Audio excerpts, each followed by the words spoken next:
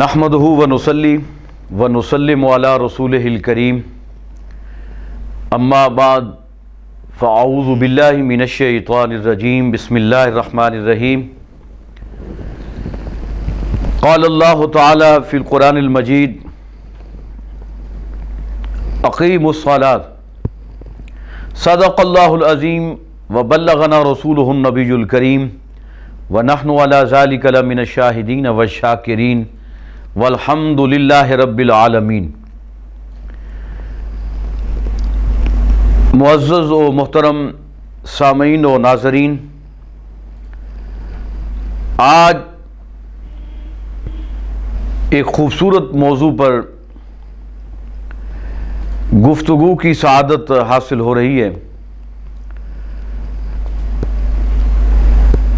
بڑا اہم موضوع، بہت ہی اہم موضوع ہے۔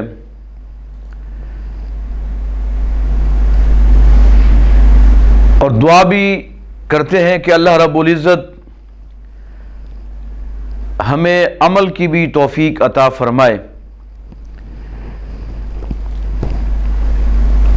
اللہ رب العزت نے اپنے پاکیزہ کلام قرآن کریم کے اندر ارشاد فرمایا اقیموا الصلاۃ۔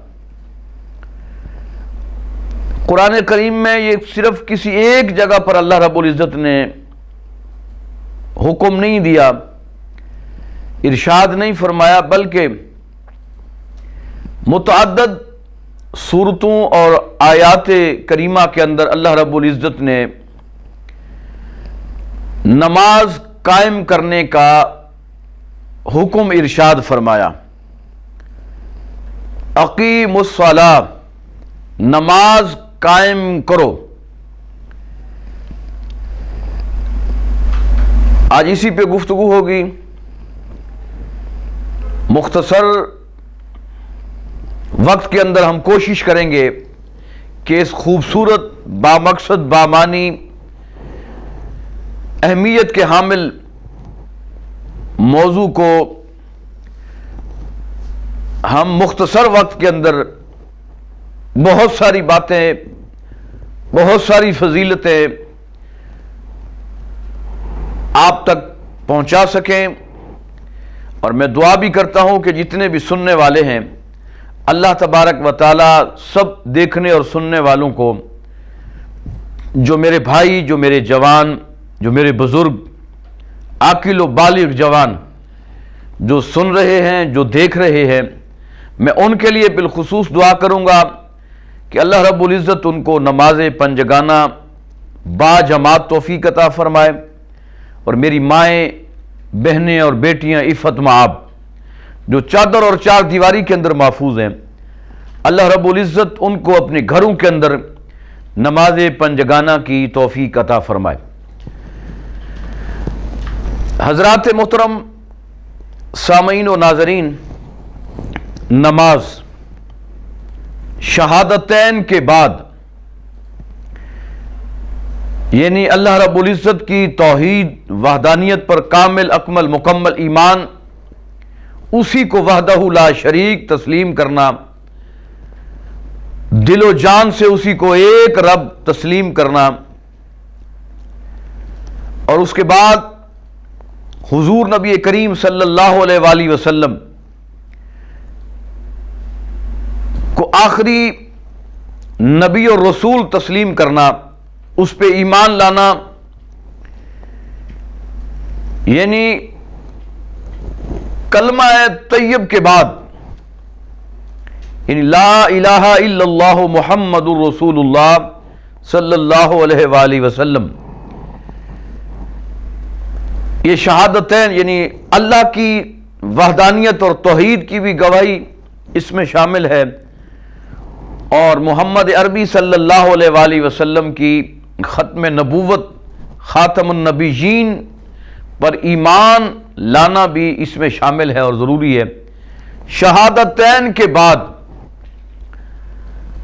دوسرا جو بڑا اہم ایک پیغام ہے امت مسلمہ کے لیے، ہر عاقل اور بالغ مومن مسلمان کے لیے، وہ ہے نماز۔ نماز جس کی طرف ہم اب یوں کہہ لیجئے کہ سستی اختیار کر رہے ہیں، غفلت کا شکار ہو رہے ہیں، مسجدیں ویران ہیں، بڑی بڑی عالی شان مساجد مرصع اور مسجع، ماشاءاللہ اعلیٰ قسم کے قالین، فانوس، اے سی، گرمی اور سردیوں کے حوالے سے ٹھنڈا اور گرم ماحول، بڑے بلند و بالا مینار اور یہ ساری چیزیں، لیکن نمازی نہیں ہیں۔ میں کیونکہ ایک سال کھاریاں سائٹ پہ رہا ہوں، وہاں ایک مقصد کے لیے میں گیا تھا، ایک ڈیوٹی لگی تھی اسلامک سینٹر کے لیے، تو وہاں میں نے دیکھا بڑے بڑے گاؤں، بڑی بڑی عالی شان مساجد، جانے کا اتفاق ہوتا دروس قرآن کے سلسلہ میں، تو مجھے بڑی حیرانی ہوتی اور مجھے بڑا افسوس ہوتا کہ بڑی عالی مسجد، سنگ مرمر سے آراستہ پیراستہ، بڑی اعلیٰ قسم کے جناب اس کے در و دیوار اور فانوس اور قالین، لیکن نمازی دو چار، یعنی ہزاروں کی آبادی میں دو چار نمازی نماز کے وقت۔ تو مجھے بڑا افسوس ہوتا کہ مسجدیں اس لیے تو نہیں بنائی گئی تھیں کہ آج وہ مسجد مرثیہ خاں ہیں، نمازی نہیں ہیں۔ یاد رکھیے دوستو، مسجد کا حسن جو ہے، مسجد کی خوبصورتی، مسجد کی تزئین و آرائش، مسجد کا جمال، مسجد کا حسن، یہ اس کے در و دیوار کی خوبصورتی سے نہیں ہے، رنگ و روغن سے بھی نہیں ہے، اعلیٰ قسم کے فانوس، ہیٹرز، ایئر کنڈیشن،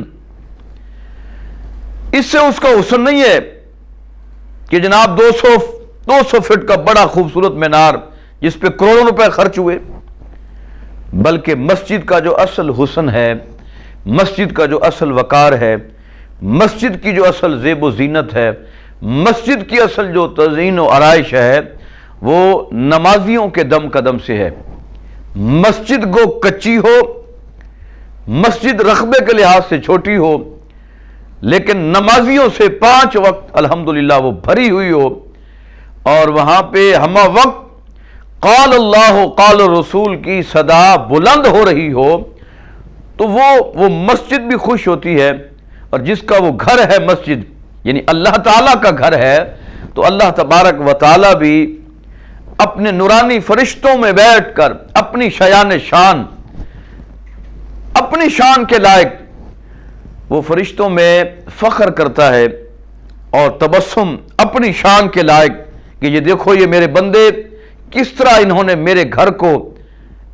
کو روئے زمین پر جو میرا گھر مسجد ہے اس کو آباد کیا ہوا ہے۔ تو پھر اللہ رب العزت یہ فرماتے ہیں، یہ حدیث قدسی کے الفاظ ہیں کہ فرشتوں تم گواہ ہو جاؤ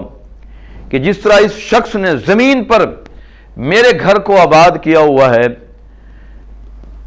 میرے گھر کو آباد کیا ہے، میرے گھر کی آبادی کی وجہ سے میں نے اس کے گھر کو بھی آبادی میں بدل دیا ہے، شادابی میں بدل دیا ہے۔ لیکن ہم غافل ہیں، سستی کا شکار۔ حضور نبی کریم صلی اللہ علیہ وآلہ وسلم نے زبان نور سے ارشاد فرمایا، اور احادیث کی متعدد کتب کے اندر یہ بات موجود ہے کہ میرے کریم آقا علیہ الصلوۃ والسلام نے ارشاد فرمایا کہ ایک شخص جب نماز کی تیاری کے لیے وضو کرنے بیٹھتا ہے تو فرمایا وہ وضو کرنے والا شخص، نماز کا اہتمام کرنے والا شخص، ابھی اس نے نماز نہیں شروع کی، ابھی نماز کی تیاری میں ہے کہ میں نے ابھی نماز پڑھنی ہے، طہارت حاصل کر کے، طہارت صغریٰ حاصل کر کے میں نے ابھی وضو کر کے نماز کی ادائیگی کے لیے مسجد میں جانا ہے۔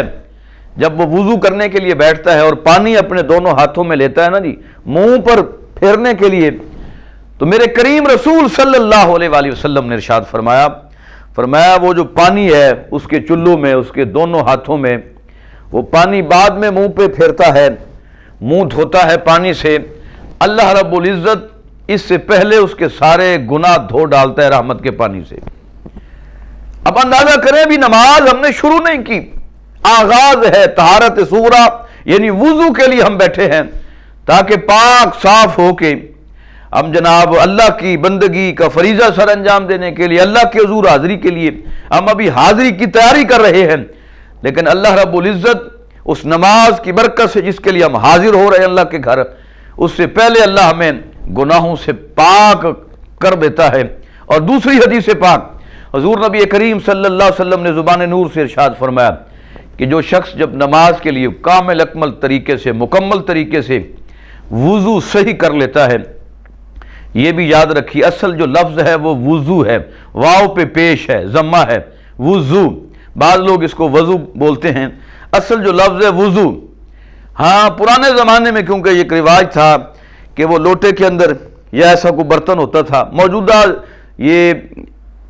ماحول تو نہیں تھا، نہ یہ سہولیات تھیں کہ جس طرح اب مساجد کے اندر خوبصورت سی ٹوٹیاں وغیرہ لگی ہوتی ہیں اور بڑا بہترین ایک نظام ہوتا ہے، بیٹھ کے وضو کیا جاتا ہے، تو اس وقت تو یہ نظام نہیں تھا اور لوٹے میں یا کسی برتن میں پانی بھر کے وضو کرتے تھے۔ تو فقہا نے یہ بات لکھی اور ہمیں یہ پڑھایا گیا ہے درس نظامی کے اندر کہ یہ جو ہم نماز کے لیے تیاری کر رہے ہیں طہارت صغریٰ، اس سے وضو بولتے ہیں، وضو، اور وہ جو پانی بچ جایا کرتا تھا جس سے ہم وضو کرتے تھے، فقہا فرماتے ہیں پھر بچے ہوئے پانی کو وضو کہتے ہیں، جس سے ہم نے پانی سے وضو کیا، پانی بچ گیا، اسے وضو بولتے ہیں، جو ہم نے کیا ہے وہ وضو ہے۔ میں نے کہا چلتے چلتے چلو اس کا تذکرہ بھی ہو جائے۔ جب ایک شخص وضو کر کے اللہ کی بندگی کے لیے مصلی پہ کھڑا ہوتا ہے، مسجد میں جاتا ہے اور نماز شروع کرنے لگتا ہے، ابھی اس نے تکبیر تحریمہ نہیں کہی، ابھی صرف کھڑا ہے قیام کی حالت میں، تو اللہ رب العزت فرشتوں کو کہتا ہے کہ فرشتوں تم ایسا کرو، اگر کوئی اس کے اوپر بتقاضۂ بشریت کوئی ایسا گناہ رہ گیا ہے، ایسا کرو اس کے سارے گناہ اتار کر سائڈ پہ رکھو، اور میں یہ چاہتا ہوں کہ یہ میرا گھر صاف ستھرا ہے، میرے حضور یہ حاضر ہو رہا ہے، تو میں یہ چاہتا ہوں رب ہو کہ میں یہ چاہ رہا ہوں کہ کیونکہ میرا گھر بھی صاف ستھرا ہے، میں خود پاک ہوں، لہذا اب یہ میرے پاس میری بندگی کا فریضہ سر انجام دینے کے لیے میرے گھر میں حاضر ہوا ہے۔ تو اللہ رب العزت فرشتوں سے کہتا ہے کہ پھر ایسا کرو کہ گناہ اتار کے اس کو بالکل صاف ستھرا کر دو، پاک کر دو، ظاہری طور پہ بھی باطنی طور پہ بھی۔ وہ شخص آپ یوں سمجھیں کہ ظاہری اور باطنی کیفیت سے پاک ہو کر گناہوں سے، لغزشوں سے اور کثافتوں سے، غلاظتوں سے،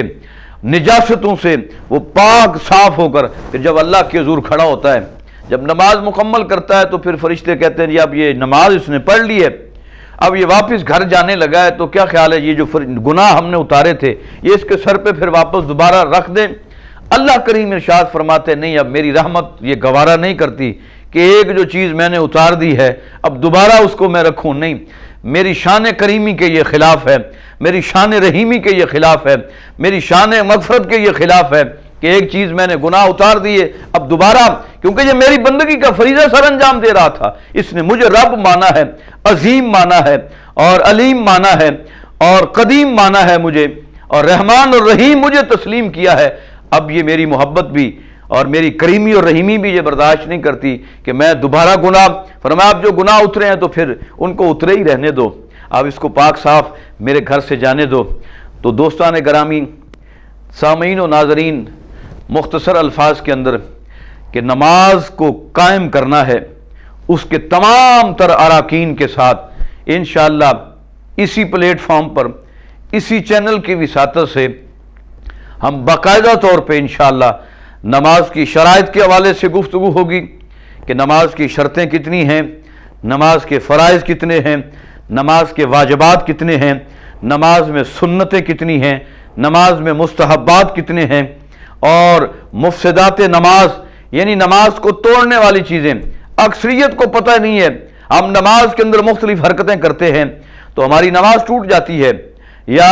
بہت ساری چیزیں نماز میں ایسی ہوتی ہیں جو واجب ہوتی ہیں لیکن ہم وہ نہیں کرتے، سہون ہم جان بوجھ کے دانستہ طور پہ ہم چھوڑ دیتے ہیں، تو اس سے تو ہماری نماز نہیں ہوگی، اور نماز کے جو فرائض ہیں ان کا بھی نہیں پتہ، نماز کی شرطوں کا نہیں پتہ جو نماز سے پہلے